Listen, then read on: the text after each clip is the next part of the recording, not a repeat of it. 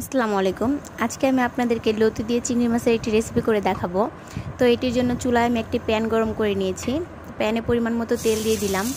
তেলটা গরম হয়ে আসলে এখানে আমি পরিমাণ মতো পেঁয়াজ দিয়েছি এবং 3টা কাঁচামরিচ মাঝখান থেকে চিড়ে দিয়ে দিলাম। কাঁচামরিচ এবং পেঁয়াজটাকে হালকা একটু ভেজে নিব তেলের উপর। জাস্ট অল্প একটু ভেজে নিব, বেশি ভাজার দরকার নেই। হালকা একটু কালারটা চেঞ্জ হয়ে আসলে এখানে আমি দিয়ে দিচ্ছি 1/2 টেবিল চামচ হলুদের গুঁড়ো, 1 টেবিল চামচ মরিচের গুঁড়ো এবং 1/2 টেবিল চামচ ধনিয়া গুঁড়ো, স্বাদ মতো লবণ দিয়ে দিচ্ছি। এবার সব মশলাগুলোকে একটু ভালোভাবে নেড়ে চেড়ে দিচ্ছি। মশলাগুলো যেন পুড়ে না যায় সেজন্য অল্প একটু পানি দিয়ে মশলাটাকে আমি কষিয়ে নিচ্ছি। তো মশলাটা প্রায় কষানো হয়ে গেছে, তেলটা উপরে ভেসে এসেছে। এই পর্যায়ে অ্যাড করে দিচ্ছি চিংড়ি মাছ।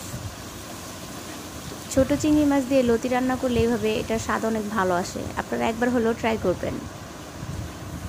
তো চিংড়ি মাছটাকে মশলার সাথে একটু ভালোভাবে নেড়ে চেড়ে কষিয়ে নিব। এই তো প্রায় কষানোটা হয়ে গেছে। এই পর্যায়ে এখানে আমি কিছুটা রসুন কুচি দিয়ে দিচ্ছি। ছোট ছোট রসুনের কোয়া হলে আপনারা আস্তাও রাখতে পারেন। তো আমি এখানে রসুনটা কুচি কুচি করে কেটে নিয়েছি। তো সবগুলো মশলা একত্রে ভালো করে কষিয়ে নিব। কষানো হয়ে গেছে, তেলটা উপরে চলে আসছে। এই পর্যায়ে আমরা লতিটা দিয়ে দিচ্ছি।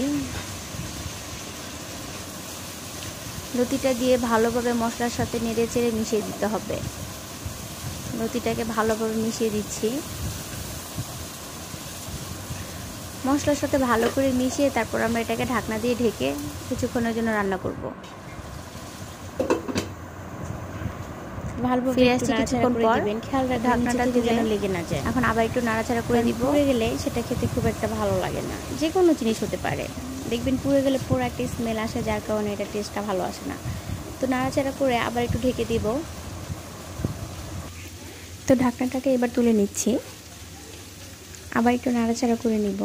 লতিটা পুরোপুরি সিদ্ধ হয়নি, তো আমি আবার ঢাকনাটা দিয়ে এটাকে সিদ্ধ করে নিচ্ছি ভালো করে। তো কিছুক্ষণ পর আবার ঢাকনাটা তুলে নিলাম। তো এই পর্যায়ে মোটামুটি রান্নাটা হয়ে এসেছে। আমি অফ ক্যামেরা একবার নাড়াচাড়া করে নিয়েছিলাম ঢাকনা তুলে। তারপর আমি আপনাদেরকে একবার দেখাচ্ছি, যে দেখতে পাচ্ছেন লতিটা পুরোপুরি সিদ্ধ হয়ে গেছে এবং রান্নাটাও প্রায় শেষের দিকে। আপনারা চেষ্টা করবেন এভাবে রান্না করতে। এভাবে লতি রান্না করলে এটা স্বাদ অনেক ভালো আসে। আর আপনাদের কাছে একটা রিকোয়েস্ট, যদি আমার ভিডিওটা ভালো লাগে প্লিজ একটা লাইক দিয়ে দিবেন এবং আমার চ্যানেলটা সাবস্ক্রাইব করে রাখবেন, পরবর্তী ভিডিওগুলো আপনাদের সামনে যেন যায়। তো আমার লতিটা প্রায় হয়ে এসেছে। আমি আরও কিছুক্ষণ এটাকে রান্না করে নিব। এই তো আমার রান্না শেষ।